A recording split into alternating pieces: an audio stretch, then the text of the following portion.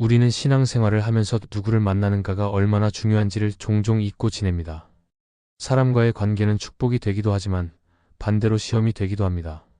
겉으로는 착해 보이고 말은 다 맞는 것처럼 들리지만 가까이 지내다 보면 마음이 지치고 신앙이 흐려지고 기도가 멀어질 때가 있습니다. 그럴 땐 반드시 돌아봐야 합니다. 이 사람이 나를 하나님께 더 가까이 이끌고 있는지 아니면 내 믿음을 천천히 무너뜨리고 있는지를 물어봐야 합니다. 성경은 분명히 말합니다. 사탄도 자기를 광명의 천사로 가장한다고 했습니다. 그러니 단순히 겉모습이나 말에만 속으면 안 됩니다.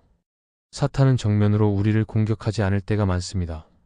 오히려 우리 곁에 있는 사람을 통해 더 조용하게 더 치명적으로 믿음을 흔들기도 합니다. 오늘은 사탄이 우리 삶에 보내는 사람은 어떤 특징이 있는지 그리고 그들이 어떻게 우리의 신앙을 방해하는지를 함께 살펴보며 깨어 분별하는 믿음을 세우기를 원합니다. 첫째, 사탄이 보낸 사람은 기도하지 않고 판단만 하게 만듭니다.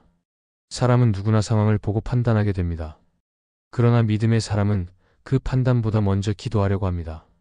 하나님 앞에 묻고 그분의 뜻을 구하려는 마음이 먼저 생기기 때문입니다. 그런데 사탄이 사용하는 사람은 그 순서를 바꾸게 만듭니다.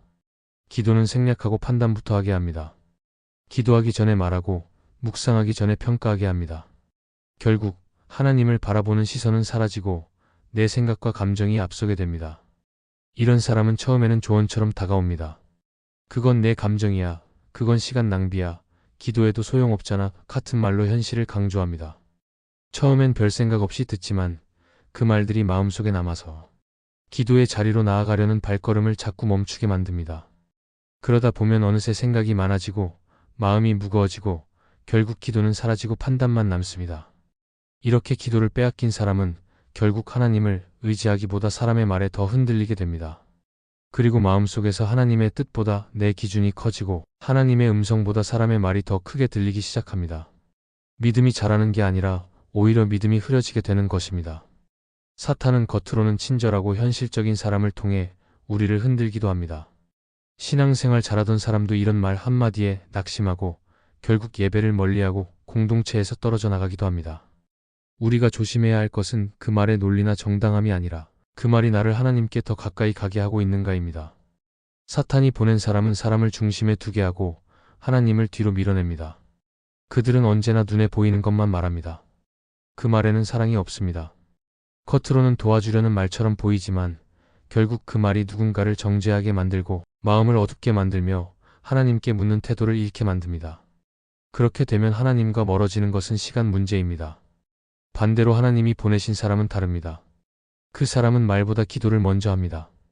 판단하기 전에 무릎을 꿇고 쉽게 말하기보다 조용히 함께 기도하자고 합니다. 함께 기도하면서 하나님의 뜻을 구하자고 말합니다. 그런 사람과 함께 있으면 마음이 평안해지고 믿음이 자라납니다. 하나님을 더 바라보게 되고 사람보다 하나님께 더 집중하게 됩니다. 중요한 것은 내가 지금 누구의 말에 영향을 받고 있는지입니다. 내 주변의 말들이 나를 하나님께 더 가까이 가게 하고 있는지 아니면 나도 모르게 판단하고 정죄하게 만들고 있는지 점검해 보아야 합니다. 우리는 쉽게 판단하고 말하지만 기도는 하나님을 신뢰할 때만 가능한 것입니다. 사탄은 사람을 통해 미묘하게 신앙을 흔듭니다. 큰일로 무너뜨리는 것이 아니라 말 한마디로 기도를 멈추게 하고 생각 하나로 판단하게 만듭니다. 그래서 우리는 언제나 조심해야 합니다. 지금 내 마음속에 자리 잡은 생각이 기도에서 나온 것인지 아니면 누군가의 말에 흔들린 판단인지 분별해야 합니다. 하나님은 오늘도 우리를 기도의 자리로 부르십니다. 판단은 누구나 할 수 있지만 하나님께 묻는 기도는 겸손한 사람만이 할 수 있습니다. 기도 없이 판단만 남은 신앙은 점점 메말라 갑니다. 우리의 영혼이 살아있으려면 언제나 기도를 먼저 붙잡아야 합니다.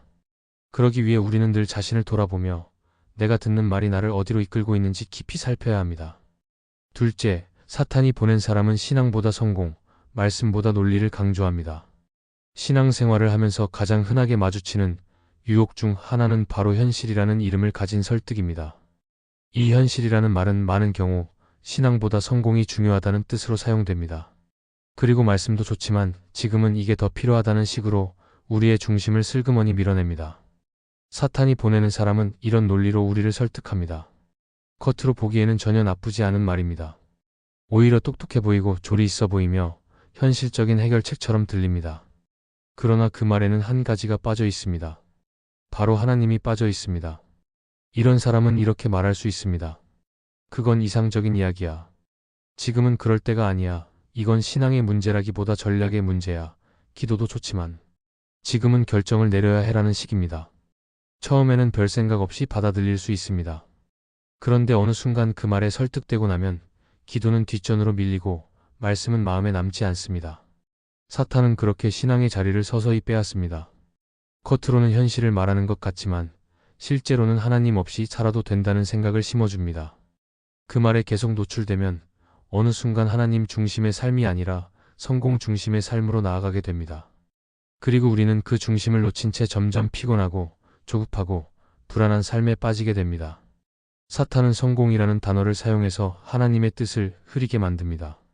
세상에서의 성공, 사람들의 인정, 숫자로 나타나는 결과, 이런 것들을 자꾸 강조하게 만들고 그것이 마치 신앙의 증거인 것처럼 느끼게 만듭니다. 그러나 하나님은 언제나 중심을 보십니다. 외적인 결과가 아니라 내가 무엇을 의지하며 살아가고 있는지를 보십니다. 말씀보다 논리를 강조하는 말도 비슷한 맥락입니다. 하나님께서 하신 말씀은 때로는 이해되지 않고 계산에 맞지 않기도 합니다. 그러나 그 말씀은 생명이고 길이며 진리입니다. 논리는 사람을 설득하지만 말씀은 마음을 변화시킵니다. 논리는 계산대로 되지 않으면 실망하게 하지만 말씀은 끝까지 붙잡을 수 있는 믿음을 줍니다. 하나님이 주시는 믿음은 언제나 말씀 중심입니다. 그러나 사탄은 논리 중심으로 우리를 유도합니다. 논리적으로는 지금 이걸 하는 게 맞고 저건 손해처럼 보여도 말씀은 끝까지 기다리라고 하시는 경우가 많습니다. 그 갈등 속에서 우리는 무엇을 따르느냐에 따라 믿음이 서기도 하고 무너지기도 합니다. 하나님이 보내신 사람은 말씀을 붙잡도록 도와줍니다. 그리고 하나님이 어떻게 일하시는지를 알려줍니다. 반대로 사탄이 보내는 사람은 하나님의 방식은 너무 느리고 비현실적이라고 말합니다. 그럴듯해 보이지만 그 말은 결국 우리를 하나님에게서 멀어지게 만들고 점점 세상의 방식에 익숙해지게 만듭니다. 신앙보다 성공, 말씀보다 논리를 강조하는 말은 듣기에 부드럽고 설득력 있어 보일지 모르지만 결국은 나의 신앙을 약하게 만들고 하나님의 뜻을 잊게 만듭니다. 오늘 우리가 붙잡아야 할 것은 결과보다 중심이고 논리보다 말씀입니다. 하나님은 계산보다 은혜로 일하시고 성공보다 믿음을 기뻐하십니다. 그러므로 지금 내가 듣는 말이 나를 어떤 방향으로 이끌고 있는지, 내 마음의 중심을 무엇으로 채우고 있는지 점검해 보기 원합니다. 셋째, 사탄이 보낸 사람은 하나님이 주신 사람처럼 보이지만 열매는 다릅니다. 우리의 삶에는 때로 너무 좋은 사람처럼 보이는 이들이 있습니다. 말도 따뜻하고 태도도 정중하고 나를 잘 이해해 주는 것 같고 때로는 신앙적인 말도 많이 합니다. 그래서 우리는 그런 사람을 하나님이 보내주신 사람이라 생각하고 가까이 하게 됩니다. 그런데 이상하게도 시간이 지나면서 내 기도가 약해지고 말씀을 읽는 마음이 흐려지고 공동체에서 점점 멀어지게 됩니다. 겉모습은 하나님의 사람처럼 보이지만 그 사람과 함께하면서 내가 하나님께 더 가까워졌는지를 돌아보면 그렇지 않은 경우가 있습니다. 처음엔 위로가 되는 줄 알았는데 나중엔 신앙이 흔들리고 방향을 잃은 자신을 발견하게 됩니다. 이게 바로 사탄이 보내는 사람의 무서운 특징입니다. 겉으로는 빛처럼 보이지만 그 안에는 교묘한 어둠이 있습니다. 사탄은 정면으로 공격하기보다 천천히, 부드럽게, 자연스럽게 우리의 마음을 바꾸어 갑니다. 때로는 내가 가장 외롭고 약해진 순간에 누군가를 보내어 그 틈을 파고듭니다. 나를 이해해주는 말로 접근하고 내가 듣고 싶은 이야기를 해주며 나를 혼자 두지 않는 것 같지만 결국은 나를 기도하지 못하게 하고 하나님보다 사람에게 의지하게 만듭니다. 사탄이 보내는 사람은 하나님보다 사람을 의지하게 만듭니다. 처음에는 하나님도 말하지만 점점 그 사람의 말이 더 크게 들리게 되고 결국은 결정도 그 사람의 생각에 따라하게 됩니다. 마음은 편한 것 같은데 영혼은 점점 말라갑니다. 겉보기에는 신앙에 문제 없어 보이지만 내 안에서 기쁨이 줄어들고 말씀 앞에 무감각해지기 시작합니다. 하나님이 보내신 사람은 늘 그 열매가 다릅니다. 그 곁에 있으면 내 마음이 다시 하나님을 향하게 되고 잃어버렸던 기도의 자리가 회복되며 말씀이 다시 깊이 다가옵니다. 반대로 사탄이 보낸 사람은 관계가 깊어질수록 내 안에 평안보다 의심이 자라고 신앙보다 감정이 흔들리며 결국에는 하나님보다 사람을 더 의지하게 만듭니다. 예수님은 열매를 보면 그 나무를 알 수 있다고 하셨습니다. 좋은 열매를 맺는 사람은 그 뿌리가 하나님께 있고 나쁜 열매를 맺는 사람은 아무리 겉으로 좋아 보여도 그 중심이 하나님과 멀어져 있습니다. 겉모습만 보고 그 사람이 누구인지를 판단할 수 없습니다.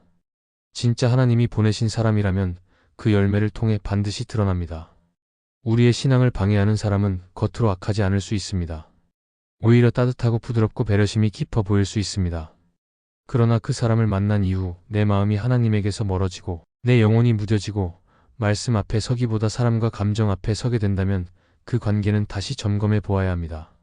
하나님은 사람을 통해 우리를 세우시기도 하지만 사탄도 사람을 통해 우리를 넘어뜨리려고 합니다. 겉모습이 아니라 그 사람과 함께한 시간 속에서 내 안에 어떤 열매가 맺히고 있는지를 봐야 합니다. 지금 내가 어떤 관계에 영향을 받고 있는지, 그 영향이 나를 더 하나님께로 인도하고 있는지를 조용히 점검해 보기 원합니다. 진짜 하나님이 보내신 사람은 내 안에 하나님에 대한 갈망을 더 크게 만들어주는 사람입니다. 우리는 종종 누가 내 곁에 있는지보다 무엇을 할지에 더 많은 관심을 가질 때가 있습니다. 그러나 성경은 말합니다. 관계는 축복이 되기도 하고 무너짐의 시작이 되기도 한다고요. 하나님은 사람을 통해 일하시지만 사탄도 사람을 통해 방해합니다. 그리고 그 방해는 언제나 조용하고 자연스럽게 찾아옵니다. 그래서 더더욱 분별이 필요합니다. 기도의 자리를 대신해 판단하게 만드는 사람, 하나님의 말씀보다 세상의 논리와 성공을 앞세우게 만드는 사람, 하나님이 주신 사람처럼 보이지만 그 열매가 하나님과 멀어지게 만드는 사람, 그들이 바로 사탄이 보내는 사람일 수 있습니다. 그 말에, 그 표정에, 그 조언에 마음이 흔들린다면 지금 멈추고 돌아봐야 합니다. 하나님은 우리가 흔들릴 때마다 다시 말씀으로 이끄십니다. 다시 기도의 자리로 부르십니다. 다시 성령의 조명 아래에서 모든 것을 분별하게 하십니다. 그분은 우리가 어떤 사람을 가까이 해야 하는지, 어떤 영향을 피해야 하는지 말씀으로 알려주십니다. 결국 우리 인생의 중심은 사람이 아니라 하나님이어야 합니다. 우리 안에 성령께서 계시다면 우리는 반드시 분별하게 될 것입니다.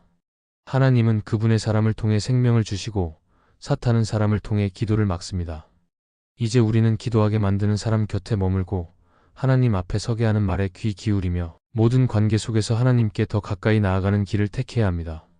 그때 우리의 삶은 흔들리지 않을 것입니다.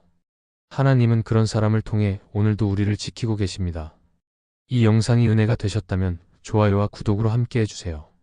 여러분의 한 번의 클릭이 더 많은 사람들에게 하나님의 말씀을 전하는 통로가 됩니다. 구독과 알림 설정을 통해 매일의 말씀과 기도에 함께 하실 수 있습니다. 감사합니다.